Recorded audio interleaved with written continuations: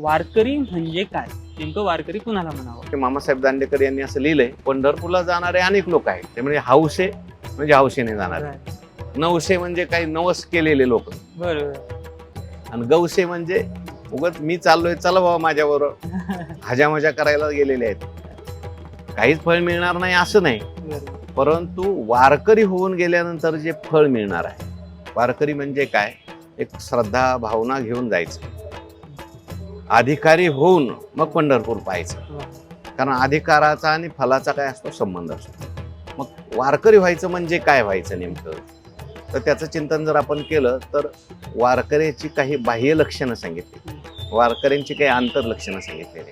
लक्षण नाणयुक्त तो वारकरी असला पाहिजे, तर ते वारकरी लक्षात येईल. त्या वारकरी शब्दाचा अर्थ आहे वारी करी. बरोबर. वारी म्हणजे काय, वारंवार एखाद्या तीर्थक्षेत्राच्या ठिकाणी जो जातो त्याला वारकरी असं म्हणतात. बरोबर. मग ही वारीची संकल्पना आली कुठून, तर त्याचे अनेक आपल्याला संदर्भ सापडतात. पूर्वसुरींनी जे चिंतन केले त्याच्यामध्ये असं लिहिलंय की नारद पांचरात्रागम नावाचा एक ग्रंथ आहे. त्याच्यामध्ये पंचांग उपासना सांगितलेली आहे. त्या पंचांग उपासनेमध्ये पहिली उपासना जी आहे ती अभिगमन, नंतर उपादान, नंतर इज्जा, अशी काही अंग सांगितलेली आहेत. म्हणजे आपली आवडती देवता जी आहे, अभिगमन शब्दाचा अर्थ आहे त्या देवतेच्या दर्शनाकरता वारंवार जाणं, याला वारी म्हणतात.